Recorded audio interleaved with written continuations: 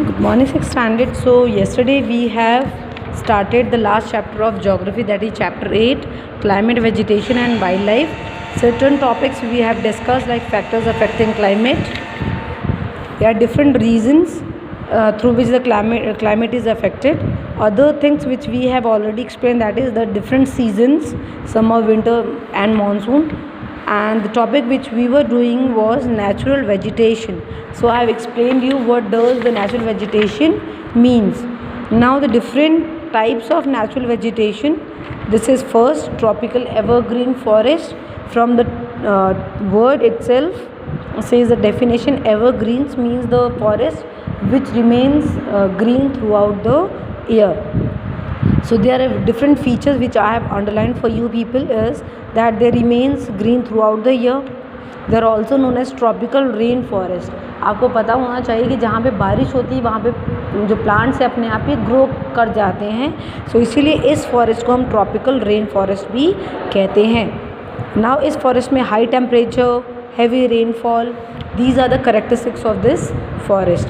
The basic trees, the features of the trees जो इस forest में उगते हैं वो क्या होते हैं? टॉल होते हैं, हार्डवुड टाइप होते हैं, लीव्स ब्रॉड होती हैं और फॉरेस्ट थिक अंडर ग्रोथ होते हैं because of the plant and the creepers. बहुत सारे बारिश में देखो अपने आप ही क्रीपर्स उग जाते हैं जो प्लांट्स में रोटेट हो जाते हैं या रोटेट किए जाते हैं. सो ये ऐसे प्लांट्स हैं जो अपने आप ही उगते हैं.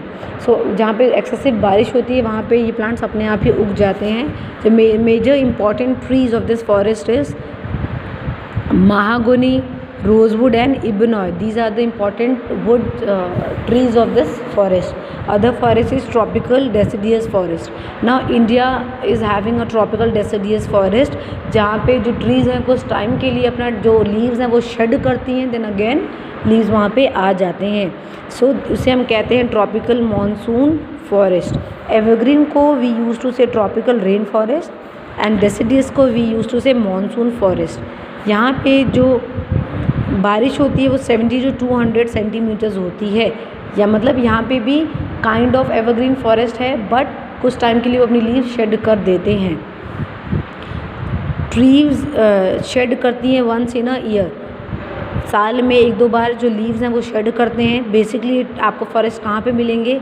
मध्य प्रदेश जहाँ पे हम रहते हैं, Bihar, Chhattisgarh, Orissa, Jharkhand and Maharashtra. These are the areas where you can find the deciduous forest. Generally जो इसके वुड्स होते हैं वो कंस्ट्रक्शन में काम आते हैं. इम्पॉर्टेंट ट्रीज है teak, sal, shisham and bamboos. These are the various plants which grow in deciduous forest. Another natural vegetation is thorny bushes. Thorny means the plants having thorns in it, कांटे जिसमें लगे होते हैं. ऐसे टाइप्स ऑफ फॉरेस्ट है यहाँ पे. यहाँ पे जो बारिश है वो बहुत ही कम है, less than 75 centimetres in a year. साल में इससे कम बारिश होती है. दैट इज़ वाई यहाँ पे जो ट्रीज़ हैं उनमें कांटे लगे हुए होते हैं. इन ट्रीज़ के जो कांटे हैं वो निडल लाइक होते हैं और they have deep roots. Why they have deep roots? So that they can get water from the soil. जो अगर इनकी जड़ें बहुत नीचे तक होंगी तो ये आराम से पानी एब्जॉर्ब कर सकती है, बिकॉज यहाँ पे पानी बहुत ही कम होता है. सो ये आपको थॉर्नी बुशेस कहाँ पे मिल जाएंगे? Rajasthan, Gujarat and some parts of Haryana. Important trees of this forest is cactus, babul, kikar. ये ट्रीज़ हैं जो यहाँ पे इम्पॉर्टेंट हैं. Mountain vegetation. So mountain vegetation वो वेजिटेशन है. Okay, so the next forest is mountain forest. As you know the name itself says it's definition कि वो ऐसे फॉरेस्ट जो माउंटेन एरियाज़ में आपको ज़्यादा मिलेंगे, they are called as mountain vegetation. Generally these trees having sharp pointed leaves. These are the basic characteristics which a forest is having, or forest having plants in it, they are having these characteristics. तो जो trees हैं उनके जो पत्ते हैं वो sharp और pointed हैं. They are also called as coniferous forest. Please याद रखिए माउंटेन वेजिटेशन को हम coniferous forest भी कहते हैं. Now the density and the variety varies as per the altitude and the temperature. Altitude means होता है height. डिफ़र करता है कि वो एरिया कितने हाइटेड पे है. जितना हाइटेड पे होगा उसके प्लांट भी उतने ही अलग आपको मिलेंगे. So coniferous forest are located in the high altitudes and precipitations. यहाँ पे जो बारिश है वो मिलीमीटर्स में होती है, मतलब बहुत ही कम। यहाँ पे 75 सेंटीमीटर से कम, और यहाँ पे मिलीमीटर्स में, मतलब यहाँ पे बारिश और भी कम हो जाती हैं। So they are found in various severe winters in eastern and western of Himalayas. ये फॉरेस्ट आपको इस एरिया में मिलेंगे, कहाँ पे? Eastern and western part of Himalayas. Himalayas मैंने आपको बताया था वो एरिया जो यहाँ पे है, ये वाला एरिया क्या है? पूरा हिमालय। सो यहाँ पे आपको ये फॉरेस्ट मिलेंगे। और एवरग्रीन फॉरेस्ट आपको कहाँ पे मिलेंगे? जहाँ पे बहुत ज़्यादा बारिश होती है वहाँ पे आपको ऐसे ट्रीज़ मिल जाएंगे कुछ यहाँ पे। और डेसिडियस फॉरेस्ट आपको यहाँ पे मिलेंगे, और थॉर्नी बुशेस आपको यहाँ पे मिलेंगे, और माउंटेन आपको इस वाले एरियाज़ में मिलेंगे। सो जो यहाँ की फॉरेस्ट हैं they are very soft and used for making paper. Important species of this are pines, deodar, fir and cedar. These are the types of trees which are found in generally mountain type of vegetation.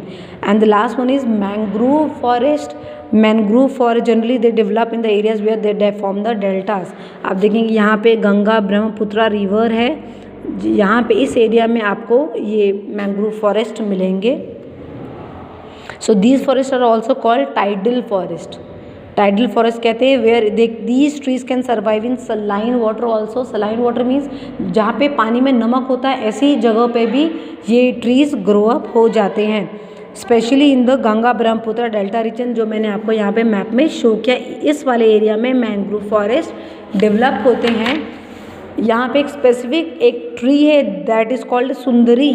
यहाँ पे जो delta form होता है that is Sundarban, और यहाँ पे जो trees grow होती हैं from that delta itself they have taken the name Sundari trees are found in mangrove forest. Now importance of forest. Forest क्यों ज़रूरी है हमारी लाइफ में?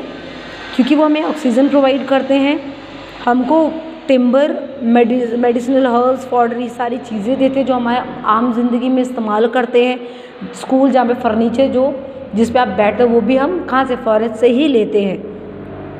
ये होम है बहुत सारे वाइल्ड लाइफ है, बहुत सारे एनिमल्स हैं, उनका घर है क्या? फॉरेस्ट। और फॉरेस्ट हेल्प करते हैं to bind the soil. Forest पकड़ के रखते हैं सॉइल ताकि वो नेचुरल क्लैमिटी से वॉश ऑफ ना हो जाए।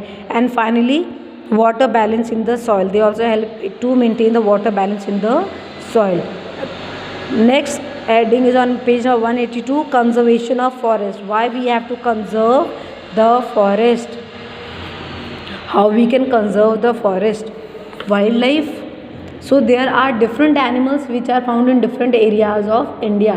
It's not हर जगह ही शेर मिल रहे हैं, it's not हर जगह ही rhinoceros मिल रहे हैं. It's different animals found in different areas. So I have marked this for you people. In India we can find 75,000 species of animals. इतनी तरीके के एनिमल्स आपको इंडिया में मिलेंगे which includes mammals, reptiles and birds. 75,000 में mammals भी आपको मिलेंगे, रेप्टाइल्स भी और बर्ड्स भी मिलेंगे। I have mark 1 2 3 4, hope so आपको समझ में आएगा। 1 मीन्स केरला और कर्नाटका में आपको सबसे ज़्यादा क्या मिलेंगे? एलिफेंट्स मिलेंगे। सेकेंड, अगर आप गुजरात में जाते हो तो आपको क्या मिलेंगे? लायंस मिलेंगे वहाँ पे। असम में जाओगे तो आपको वहाँ पे रेनोसेरस और हिपोपोटामस ज़्यादा मिलेंगे। राजस्थान में कैमल्स, और कोस्टल एरियाज़, कोस्टल मीन्स ये इंडिया वाला का डाउन है, ये वाले जो एरियाज़ होते हैं ये एरियाज़ होते हैं कोस्टल एरियाज़। यहाँ पे आपको क्या मिलेंगे? टर्टल्स मिलेंगे बहुत सारे, जो कि उड़ीसा का पार्ट है। हिमाचल प्रदेश, जम्मू एंड कश्मीर में आपको लेपर्ड्स और बियर्स मिलेंगे। और मार्शी एरियाज़, मार्शी मतलब जहाँ पे दलदली जो ज़मीन है वहाँ पे आपको क्रोकोडाइल, रेप्टाइल्स और मंकीज़ मिलेंगे। सो ये है different types of wild life in different parts of India. India में कहाँ कहाँ कुछ एनिमल स्पेसिफिक आपको मिलेंगे। I have marked it for you people, so please underline it, read it also. Preservation of wild life. Preservation मतलब हमको इन wild life को बचाना क्यों ज़रूरी है ना। बहुत सारे एनिमल्स हैं जो ख़त्म हो गए हैं बाय हंटिंग। हम हंटिंग करने का शौक, उससे कुछ एनिमल्स ख़त्म हो गए हैं, कुछ दूसरे रीज़न से ख़त्म होते जा रहे हैं, तो लोगों जो प्रेजेंट जो फ्यूचर जनरेशन उनको पता कैसे चलेगा कि ये एनिमल्स भी एग्जिस्ट करते थे। हमने जू बनाए हैं, वाइल्ड लाइफ सेंचुरीज़ बनाई है, बर्ड सेंचुरीज़ बनाई है, ताकि हम ऐसे एनिमल्स को रख सकें और जो लोग आ रहे हैं उनको देख सकें येस ये एनिमल्स भी हैं। आपके पेरेंट्स भी आपको जू लेके गए होंगे, अगर नहीं लेके गए होंगे तो जो समर वेकेशंस हैं अपने पेरेंट्स को बोलो कि हमको जू लेके चलो, डिफरेंट एनिमल्स को देखो और उनके फीचर्स पता करो, नोट डाउन करो, और आपका ये हॉलीडे होमवर्क है।